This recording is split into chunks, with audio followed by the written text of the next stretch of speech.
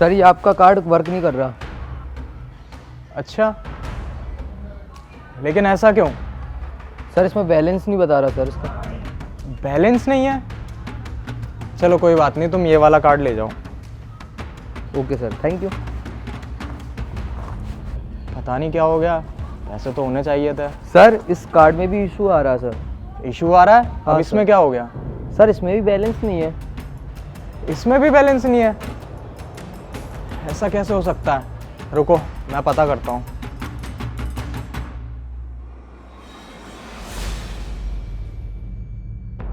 हाँ सरफराज, अरे कार्ड में क्या दिक्कत आ रही है? मैं यहाँ कैफे में बैठा था अविका के साथ और मेरे कार्ड में बैलेंस नहीं दिखा रहा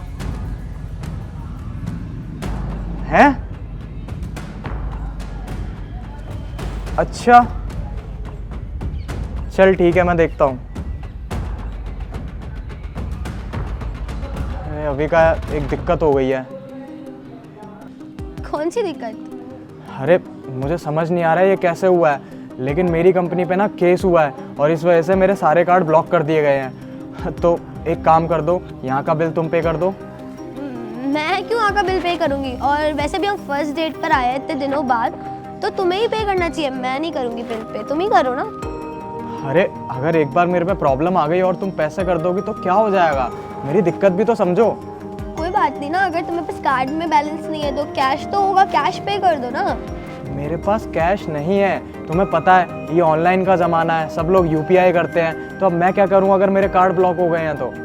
मेरे पास भी नहीं है, सॉरी आई कांट, मैं नहीं कर सकती, तुम ही करो। अरे अविका, तुम इतनी छोटी सी दिक्कत नहीं समझ रही हो। अभी कर दो ना, वैसे भी हमारी 6 महीने बाद शादी होने वाली है, सब कुछ फिक्स हो गया, हमारी एंगेजमेंट तक हो गई है, उसके बाद भी तुम ऐसे ड्रामे कर रही हो। शादी? तुम तो शादी कौन करने वाला है? और वैसे भी तुम्हारी कंपनी पे केस चल रहा है, क्या पता तुम केस हार जाओ और कंपनी डूब जाए। मैं ऐसा रिस्क नहीं ले सकती तुम्हें शादी करने का, और 6 महीने में तो बिल्कुल भी नहीं। बात तो तुम बिल्कुल सही कह रही हो, मेरी कंपनी पे केस भी चल रहा है और मुझे पता भी नहीं है मेरी कंपनी कब डूब जाए। तो लेकिन इस टाइम मेरी दिक्कत समझ लो, बस अभी पैसे कर दो, फिर उसके बाद मैं हैंडल कर लूँगा सब कुछ। मैं कोई पैसे वैसे पे नहीं करने वाली। और एक बात बताओ, अगर तुम्हारी कंपनी कल को डूब गई तो क्या करोगे? अरे कंपनी डूब गई तो क्या हो गया, मैं कहीं छोटी मोटी नौकरी करके अपना घर तो चला ही लूँगा ना, कम से कम तुम्हें खुश तो रखूँगा। अरे जाओ तुमसे शादी, मैं सोच भी नहीं सकती तुम्हें शादी करने का। और क्या 10-20 हज़ार की नौकरी करोगे तुम? पागल हो क्या? तुम्हारे 10-20 हज़ार से ना मेरे कपड़े भी नहीं आएंगे 1 महीने के। और मुझे तुमसे शादी अब नहीं करनी है, जा रही हूँ मैं यहाँ से, और आइंदा मुझे कांटेक्ट करने की कोशिश भी मत करना। अरे सुनो तो सही अविका। अरे सर कोई बात नहीं, वैसे ही वो लड़की शकल से ठीक भी नहीं लग रही है और तुम्हारे पैसों की नीयत लगा के बैठी थी वो, और तुम्हारे लायक तो मुझे बिल्कुल भी नहीं लगती ये लड़की तो। बात तो वैसे तुम बिल्कुल सही कह रहे हो, पता है क्यों?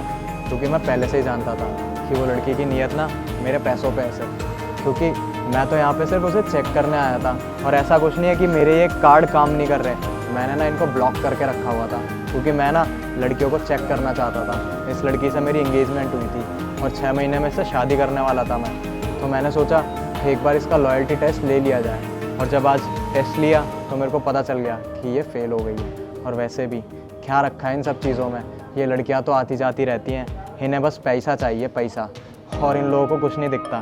तो जो भी हुआ खैर अच्छा हुआ, तुम फिक्र मत करो इस चीज़ की। हाँ सर आपने बिल्कुल ठीक कहा, वैसे भी ये तो आपके लायक नहीं थी। और हाँ आप बिल्कुल टेंशन मत लो, इससे भी अच्छी और लड़कियाँ मिलेंगी आपको। कोई बात नहीं भाई, अब मैं चलता हूँ, अपना काम धंधा भी देखना है। Okay sir.